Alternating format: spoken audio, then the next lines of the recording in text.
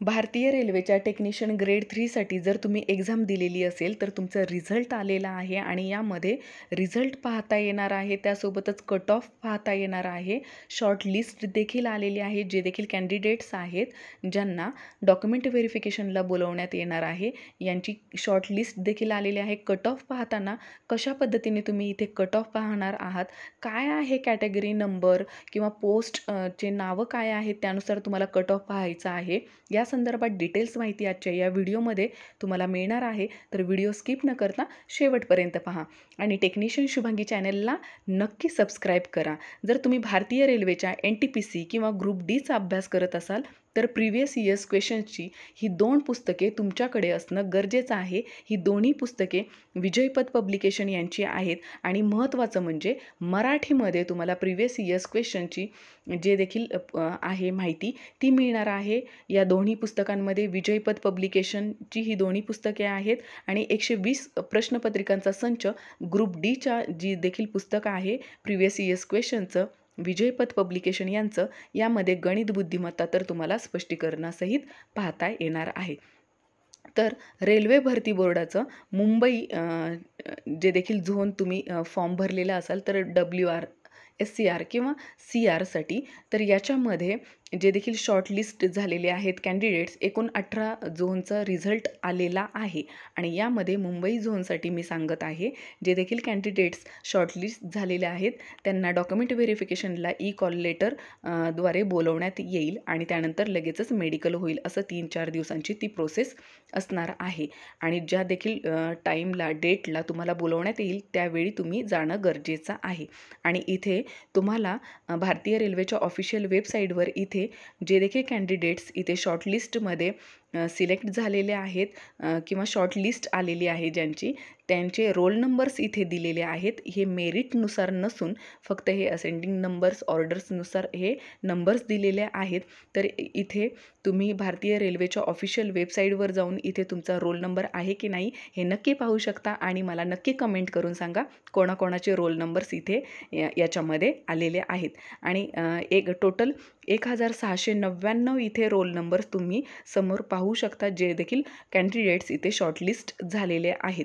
आता याच्यामध्ये तुम्हाला कट ऑफ जर पाहायचा असेल, तुमचा रिझल्ट पाहायचा असेल तर भारतीय रेल्वेच्या ऑफिशियल वेबसाईटवर जाऊन तुम्ही तुमचा रिझल्ट पाहू शकता, कट ऑफ पाहू शकता. त्यासोबतच स्कोअर कार्डची लिंक देखील इथे ॲक्टिवेट आहे, तर तुम्ही तुमचं स्कोअर कार्ड देखील पाहू शकता. याच्यामध्ये महत्त्वाचं म्हणजे जे देखील कॅन्डिडेट्स आहेत ज्यांचे कट ऑफ इथे तुम्हाला पाहायचा आहे, इथे सुरुवातीला जे देखील कॅटेगरी नेम दिसत आहे, तर कॅटेगरी नंबरवरून तुम्ही तुमचा कट ऑफ कसं पाहणार आहात. इथे समोर तुम्ही पाहताय तर 2 नंबरचे कॅटेगरी नंबर आहे. इथे सेंट्रल रेल्वेसाठी जे देखील कट ऑफ देण्यात आलेला आहे, तर अनरिझर्व्ड कॅटेगरीसाठी 53 आहे. तर इथे कॅटेगरी नंबर जो 2 दिलेला आहे तो आहे ब्लॅक स्मिथसाठी.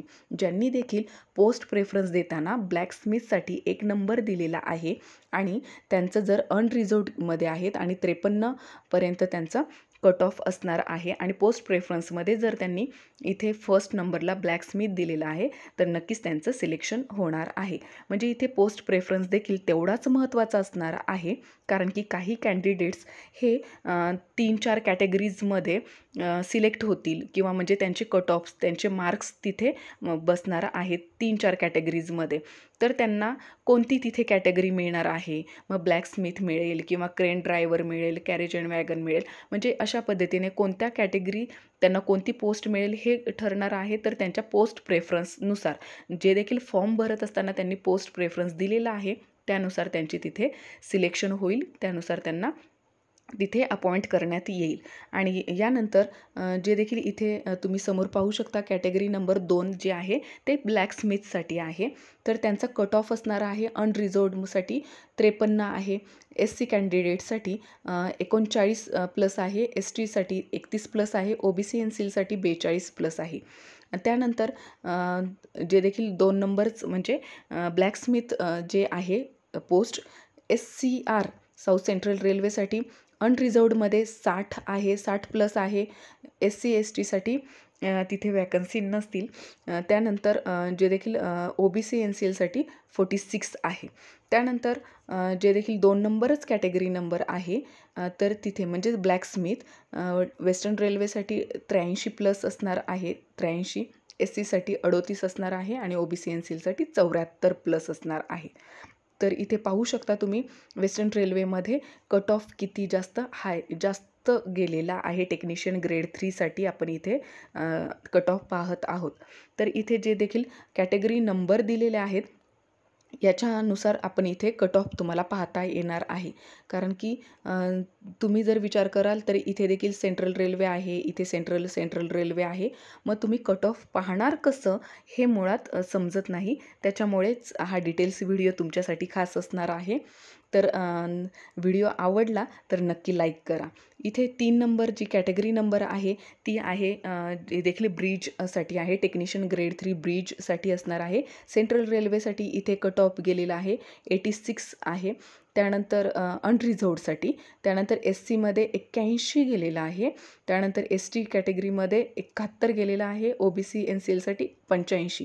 म्हणजे टेक्निशियन ग्रेड 3साठी कट ऑफ खूप जास्त गेलेला आहे as compared to grade 1. Grade 1साठी जो कट ऑफ आहे त्याच्यापेक्षा इथे टेक्निशियन ग्रेड 3साठीचा कट ऑफ खूप जास्त गेलेला आहे.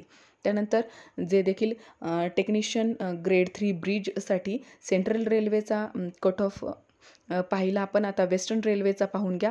अनरिझर्वडसाठी 88 आहे, SCसाठी 85 आहे आणि OBC NCLसाठी 86 आहे.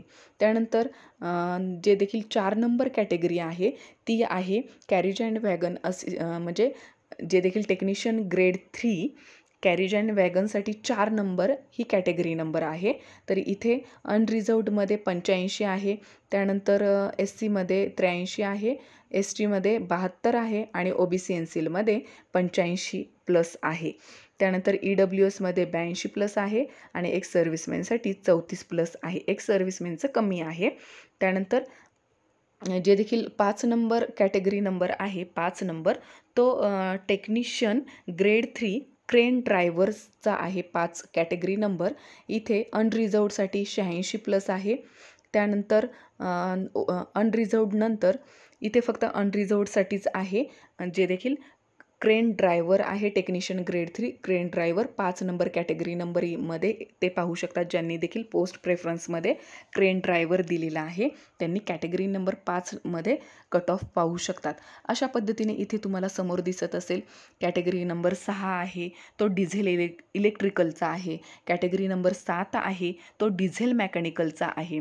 त्यानंतर कॅटेगरी नंबर 8 आहे तो इलेक्ट्रिकलचा आहे. 9 आहे तो इलेक्ट्रिकलचा आहे. अशा पद्धतीने इथे कॅटेगरी नंबर आहे आणि त्यानुसार इथे पुढे जे देखील RRB आहे त्यांचं नाव दिलेलं आहे. त्यानंतर अनरिझर्वड, SC ST अशा पद्धतीने कॅटेगरीज दिलेल्या आहेत. त्यानुसार तुम्ही इथे कट ऑफ चेक करू शकता आणि ज्यांचे देखील 3-4 कॅटेगरीज मध्ये त्यांचे कट ऑफ बसत आहे असे कॅन्डिडेट्स तिथे पोस्ट प्रेफरन्सनुसार त्यांचं तिथे सिलेक्शन होणार आहे. ज्या देखील पोस्ट प्रेफरन्सला त्यांनी तिथे चॉईस केलेलं आहे त्यानुसार सिलेक्शन होणार आहे. आणि असे देखील कॅन्डिडेट्स असू शकतात की ज्यांचं एका कॅटेगरीमध्ये इथे म्हणजे जे देखील त्यांचा कट ऑफ आहे तो बसतो आहे एका कॅटेगरीमध्ये, पण त्यांनी पोस्ट प्रेफरन्समध्ये ती पोस्टच दिलेली नाही आहे. अशामध्ये मात्र त्यांचं तिथे सिलेक्शन होणार नाही आहे. त्याच्यामुळे पोस्ट प्रेफरन्स खूप महत्त्वाचा असतो. इथे तुम्ही समोर पाहू शकता वेगवेगळ्या कॅटेगरी नंबर दिलेले आहेत आणि त्यानुसार इथे कट ऑफ आहे. कट ऑफ खूप हाय गेलेला आहे, खूप जास्त गेलेला आहे. इथे 15 नंबर कॅटेगरीचा तर इथे पाहू शकता वेस्टर्न रेल्वेचा तर 92+ कट ऑफ आहे अनरिझर्वडचा. इथे टेक्निशियन ग्रेड 1पेक्षा इथे टेक्निशियन ग्रेड 3चा कट ऑफ खूप जास्त गेलेला आहे.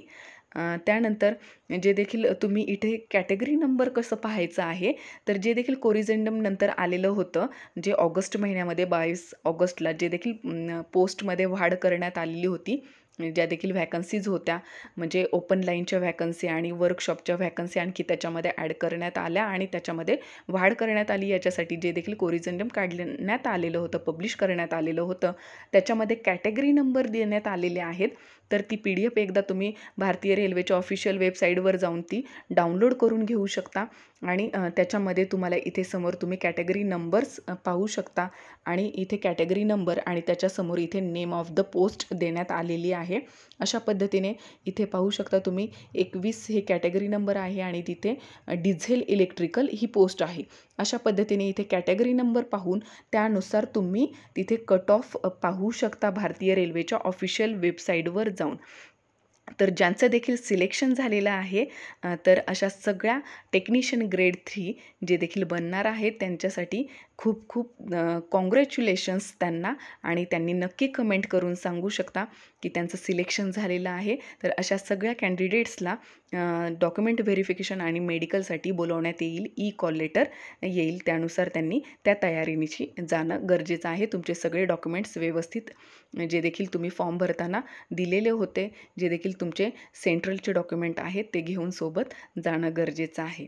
तर आजचा हा व्हिडिओ तुम्हाला माहितीपूर्ण वाटला असेल तर नक्की लाईक करा. जास्तीत जास्त कॅन्डिडेट्सला किंवा जास्तीत जास्त तुमच्या मित्रमैत्रिणींना नक्की शेअर करा. पुन्हा भेटूया अशाच महत्त्वपूर्ण माहितीसह. तोपर्यंत धन्यवाद.